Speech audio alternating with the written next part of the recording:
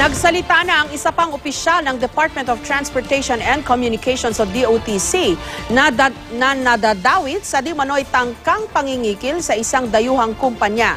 Kaugnay ng pagbili ng mga bagong bagon ng MRT. Wala raw nangyaring pangingikil dahil malinis ang isinagawang bidding. May report si June Veneracion. Isa si DOTC Undersecretary Irenelim Cauco sa mga nabanggit sa affidavit ni Check Ambassador Joseph Richter at Inicon Chairman Joseph Husek na hawak ngayon ng Kamara. Sa unang pagkakataon, nagpa-unlock ng panayam si Lim Cauco tungkol sa issue.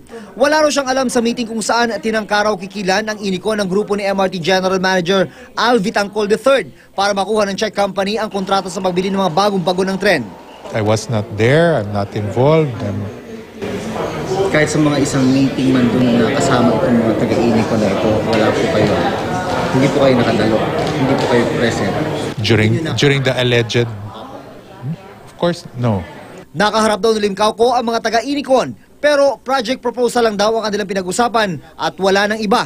Ang project proposal ay tungkol sa pagbili ng DOTC ng mga bagong bagon para sa MRT-3. Sabi ni Richter sa kanyang affidavit na walang pirma at isinumite sa Kamara. Nakaharap daw nila si Lim Cauco bago mangyari ang bidding. Ganon din ang sabi ni Inicon Group President Husek. Sa affidavit din ng dalawa, wala silang nabanggit na kasama sa meeting si Lim Cauco nung tinangkaraw ng grupo ni Vitangcol na kikila ng Inicon Group ng $30 million na bumaba sa $2.5 million. Sabi ng Inicon, di na raw sila isinama sa bidding, pero itinanggi ito ng DOTC. Ang proyektong ito ay nai-award na sa Dalian Locomotive and Rolling Stock Company na isang Chinese company.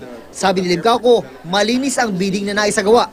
The Inicon, as it was shown, they were interested in supplying additional trains. That's it. And as you know, we did not go with them, we bidded it out publicly. Dinidinig na sa Kamara ang reklamong ito ng Check Ambassador at ng Inicon. Ang DOTC naman, sarado na raw ang administrative investigation. Wala naman daw naghain ng reklamo mula sa panig ng mga dayuhan.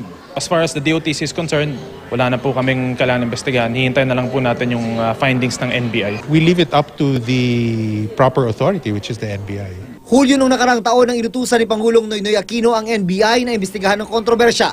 Pero hanggang ngayon, wala pa rin inilalabas na pinal na resulta. June Veneracion, GMA News.